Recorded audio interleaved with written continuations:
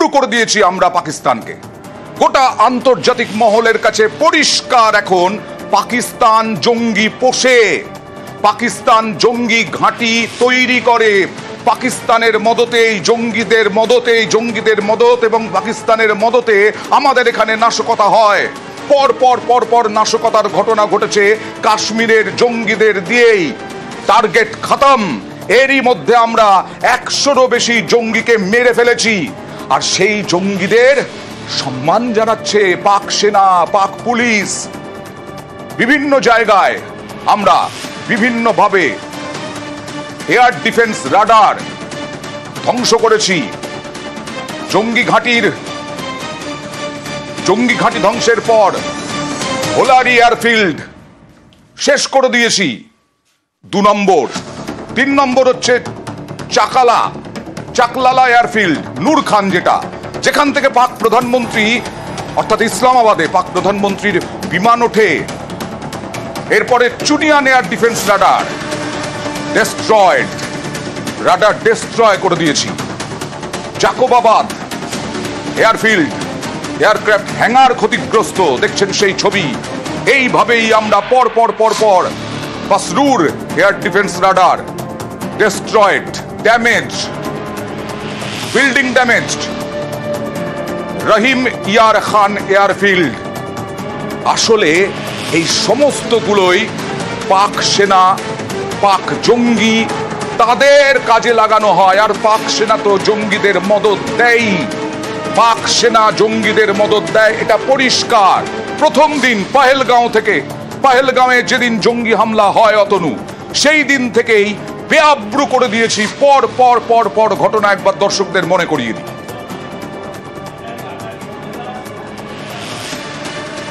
অতনু, একের পর এক উদাহরণ, যে উদাহরণগুলো প্রমাণ করছে যে এই মুহূর্তে পৃথিবীতে যে যুদ্ধ বলতে যায় দুটো দেশের মধ্যে সংঘাত, এই অপারেশন সিঁদুর আদৌ সেটা ছিল না। যুদ্ধ সন্ত্রাসবাদের বিরুদ্ধে, যুদ্ধ জঙ্গিদের বিরুদ্ধে কিভাবে প্রমাণ দিয়েছে ভারত, বিশ্ব দরবারে প্রমাণ দিয়েছে একের পর এক। আমরা যদি প্রথম থেকে সব প্রেস মিটগুলো দেখতে থাকি তাহলে দেখব প্রথমে কি দেখানো হলো। প্রথমে বলা হলো আমরা কোন জঙ্গি ঘাঁটিগুলো কোন জায়গায় অ্যাটাক করেছি। 9টা জায়গার কথা বলা হলো, স্পেসিফিক্যালি 9টা জায়গার কথা বলা হলো। তার মধ্যে থেকে কিছু পিওকেতে, কিছু পাকিস্তানে। এই জায়গাগুলোয় কি হতো আমরা ছবি দিয়ে দেখিয়েছি। এই জায়গাগুলো মাদ্রাসা ছিল, এই জায়গাগুলো হয়তো কোনো বড় বিল্ডিং, মাল্টি স্টোরেড বিল্ডিং। আসলে কি ছিল? জঙ্গি তৈরির কারখানা ছিল। এর ভিতরে মগজ ধোলাই হতো। এখান থেকে আজমল কাসাফের মতো লোক বেরিয়ে আসতো, ডেভিড হ্যাডলির মতো লোক বেরিয়ে আসতো এবং তারা আমাদের দেশে বিভিন্ন জায়গায় নাশকতা ছড়াতো। যদি বলা হয় প্রত্যাঘাতের কথা, শুধুমাত্র পেহেলগাঁওয়ের প্রত্যাঘাত নয়, প্রত্যাঘাত হয়েছে মুম্বাই হামলার, প্রত্যাঘাত হয়েছে পুলওয়ামার, প্রত্যাঘাত হয়েছে পেহেলগাঁওয়ের। যতবার জঙ্গিরা এসেছে এই সব জায়গায় ট্রেনিং নিয়ে এসেছে। এটা আমরা প্রমাণ করেছি যে এইগুলো ট্রেনিং সেন্টার ছিল। এরপরে আবার দেখা যাচ্ছে যে আমরা যখন অ্যাটাক করছি, যখন আমরা প্রত্যাঘাত করছি, তখন সেখানে সেনা কেন মরছে, সেখানে পাকিস্তানের এয়ারবেস কেন ধ্বংস হচ্ছে। আসলে পাকিস্তানের এই এয়ারবেসগুলো ঢাল হিসেবে রেখে দেওয়া হচ্ছিল জঙ্গিদের আটকানোর জন্য, বাঁচানোর জন্য। আমরা তো জানি তাবড় নেতা, কুখ্যাত নেতা, তাদেরকে সেনা শেল্টারে রেখে দেওয়া হয়, সেফ হাউসে রেখে দেওয়া হয়, সেনা তাদের পাহারা দেওয়া হয়। প্রমাণ হবে কি করে? প্রমাণ হবে ছবি দিয়ে।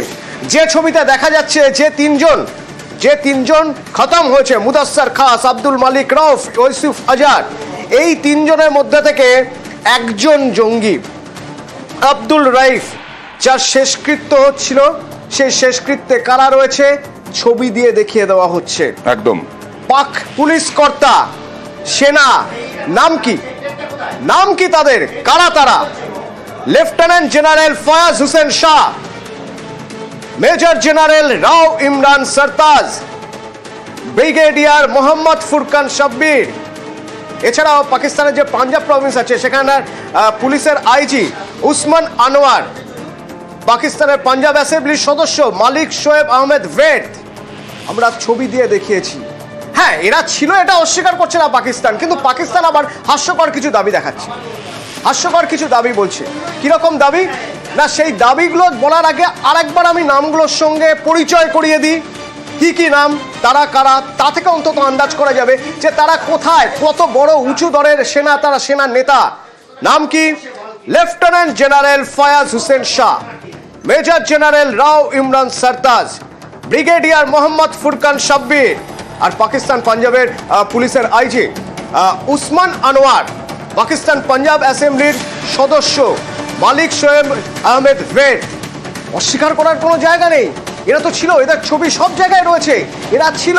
তাহলে এবার পাকিস্তান একটা হাস্যকর দাবি করছে, বলছে হ্যাঁ এরা সবাই ছিল, ঠিকই এরা সবাই ছিল, কিন্তু কোথায় ছিল? না, আব্দুল রইফের শেষকৃত্যে ছিল না, এটা একজন সাধারণ মানুষের শেষকৃত্যে ছিল। সেই সাধারণ মানুষ এতটাই অসাধারণ ব্যক্তিত্ব তার, যার জন্য তাবড় সেনা নেতারা সেখানে ছিল। হাস্যকর যুক্তি নয়। না, তো বলছে আব্দুল রউফের মতো দেখতে নাকি? আব্দুল রউফের মতো দেখতে। দেখুন, we are a professional army and we strongly abide by the commitments that we make, and we follow in letter and spirit the orders of the political government. সুর কিন্তু নরমতনু, মুখ কিন্তু লজ্জায় ঢুকে গেছে, কিন্তু তা তো বলতে পারবে না।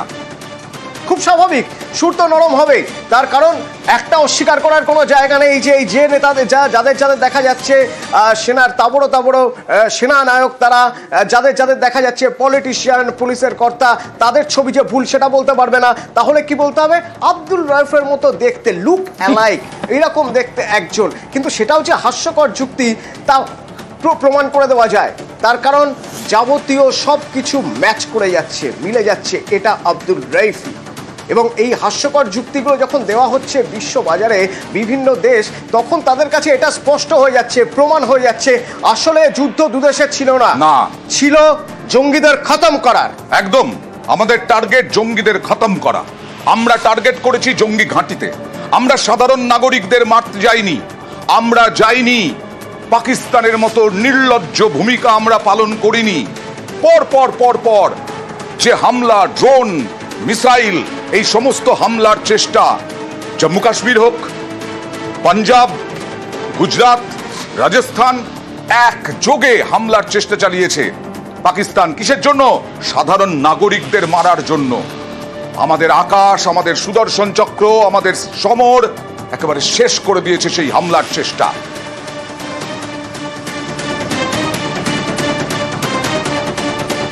আগে কি ছিল, পরে কি অবস্থা দেখুন। আন্তর্জাতিক মহলে একেবারে ছবি দিয়ে দেখিয়ে দেওয়া হচ্ছে আগে পাসরুর এয়ার ডিফেন্স রাডার কি ছিল, পাসরুর এয়ার ডিফেন্স রাডার পরে দেখুন ধ্বংস হয়ে গেছে। এরপরে দেখুন আমরা এই জঙ্গি ঘাঁটি, এই যে এয়ার ডিফেন্স রাডার, এগুলো আসলে জঙ্গি নাশকতা ঘটানোর জন্য তৈরি হয়েছিল। এই এয়ার ডিফেন্সের ঘাঁটিগুলো থেকে বিভিন্নভাবে জঙ্গিদেরকেই পরিচালনা করা হতো। দেখুন চুনিয়ানে এয়ার ডিফেন্স রাডার, বারবার দেখাচ্ছি আমরা। এইভাবেই আমরা পর পর পর পর 9 জঙ্গি ঘাঁটি তো ধ্বংস করেছি, 9টি এয়ার বেসও আমরা হামলা চালিয়েছি, এমন ভাবে হামলা চালিয়েছি মেরুদণ্ড ভেঙে গেছে, শিরদাঁড়া ভেঙে গেছে পাকিস্তানের। আর তারপরে শনিবার 2 ডিজিএমওর মধ্যে কথা বলার পর সামরিক বিরতি হয়েছে। সেই সামরিক বিরতির পরেও শনিবার সামরিক বিরতির পরেও বিভিন্ন জায়গায় হামলার চেষ্টা হয়েছে।